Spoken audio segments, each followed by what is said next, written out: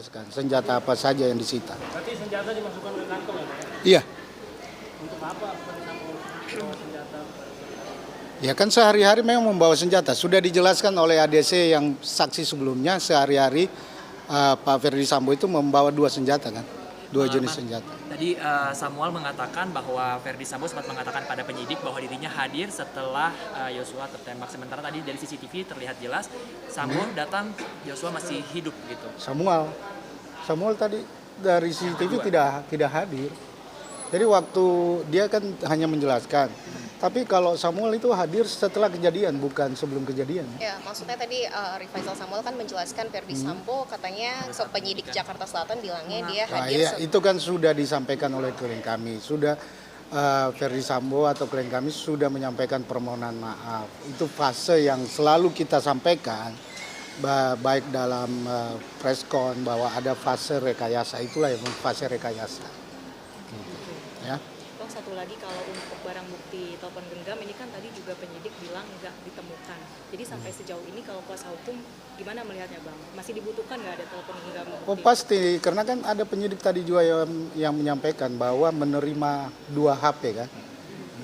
Tadi ada satu saksi, Dedi, siapa namanya? Teddy Rohendi. Iya, salah satu saksi. Nanti juga akan kami dalami lebih lanjut. Oke, boleh. Jadi teman-teman semua, kalau kita lihat dari rangkaian proses persidangan ini, termasuk persidangan hari ini, tadi pertama kami sampaikan terima kasih dulu pada majelis hakim ya, karena sudah membuat penetapan dan akhirnya membuka CCTV yang sempat hilang itu. Jadi kita tentu tidak ingin CCTV yang sempat hilang itu hilang lagi dalam proses pembuktian. Kita tidak ingin itu terjadi, dan ketika majelis hakim sudah membuat penetapan dan akhirnya kita semua tadi melihat CCTV itu, harapannya fakta-fakta yang benar itu akan lebih terlihat. Nah, salah satu yang kita lihat tadi adalah ketika Pak Ferdi Sambo tidak mengenakan sarung tangan. Padahal kalau dihubungkan dengan dakwaan, itu adalah bagian dari dakwaan yang seolah-olah, yang sebenarnya kami kritik juga sejak awal, yang seolah-olah sudah ada perencanaan sejak awal. Nah, yang kedua, majelis hakim juga mengatakan akan memutarkan, akan menayangkan CCTV di rumah Saguling. Jadi nanti kita lihat bersama-sama apa saja peristiwa yang terjadi sebenarnya di rumah Saguling tersebut. Apakah menggunakan sarung tangan juga atau tidak. Sehingga kita bisa tahu persis peristiwanya sebenarnya bagaimana. Tidak hanya berdasarkan asumsi-asumsi, tidak hanya menggunakan dengan satu keterangan saksi kemudian diambil kesimpulan secara menyeluruh. Jadi tidak berlebihan kalau kami mengatakan dalam rangkaian persidangan ini sebenarnya satu persatu bagian dari dakwaan jaksa itu gugur. Tapi kami tidak mau mengambil kesimpulan terlalu awal karena proses sidang kan masih berjalan cukup panjang ya ke depan. Untuk saksi ini saja nanti akan ada pertanyaan dari jaksa dan ada dari penasihat hukum. Kami akan dalami beberapa poin-poin yang terjadi pada saat olah TKP yang pertama.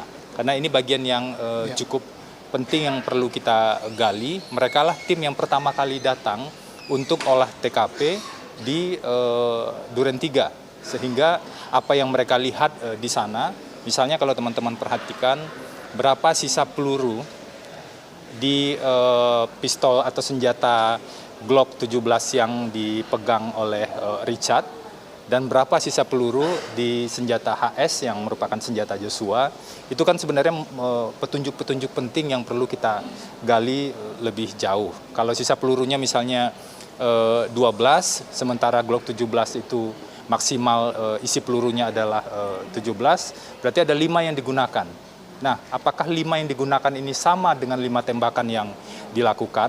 Tentu kita bisa mengetahui nanti siapa sebenarnya penembak 5 tembakan tersebut. Nanti kita akan uji dalam rangkaian proses persidangan ini. Yang Saguling itu yang perencanaan CCTV dari dalam rumah atau dari sekitar rumah Saguling, Mas? Kami belum tahu. Nanti kita lihat saja ya di yang ditayangkan majelis hakim yang mana. Yang pasti tentu saja untuk mengungkap perkara ini kita perlu melihat beberapa peristiwa yang terjadi di beberapa kota dan di beberapa lokasi. Satu peristiwa di Magelang itu tidak mungkin dikesampingkan. ada beberapa hari peristiwa di Magelang dari tanggal 2 sampai dengan tanggal 7. Kemudian ada peristiwa di Jakarta di 2 rumah ya, rumah Saguling dan kemudian rumah Duren 3. Jadi 3 titik itu adalah bagian-bagian penting yang perlu dielaborasi dan didalami lebih jauh kalau kita benar-benar ingin menggali kebenaran material dalam perkara ini. Mungkin cukup itu dulu karena kami harus lanjut sidang. Terima kasih teman-teman. Terima kasih ya, Bang Febri.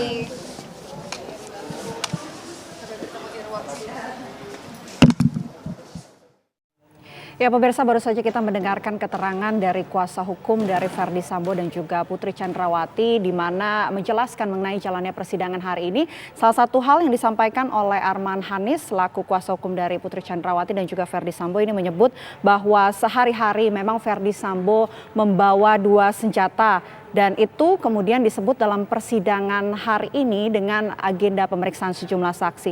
Dan selain itu juga Febri Diansyah yang juga merupakan kuasa hukum dari Ferdy Sambo dan juga Putri Chandrawati ini mengungkapkan rasa terima kasih kepada majelis hakim karena telah membuat penetapan dan juga membuka CCTV yang sempat dinyatakan hilang. Dan selain itu juga dari pengungkapan dan juga penetapan CCTV yang sudah dibuka dalam persidangan hari ini, kuasa hukum dari Ferdy Sambo dan juga Putri Chandrawati juga mengungkapkan bahwa ada harapan bahwa fakta-fakta yang baru bisa terbuka dan juga terlihat dari persidangan kali ini.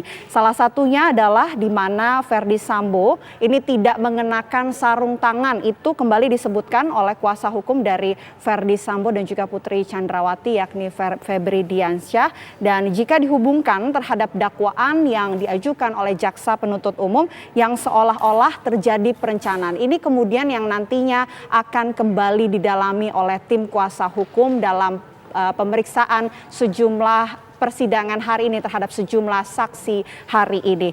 Dan kami juga akan melihat jalannya persidangan hari ini seperti apa, masih akan kembali dilanjutkan pemirsa hari ini. Namun Breaking News TV One kasus Sambo jeda terlebih dahulu. Kami kembali sesaat lagi.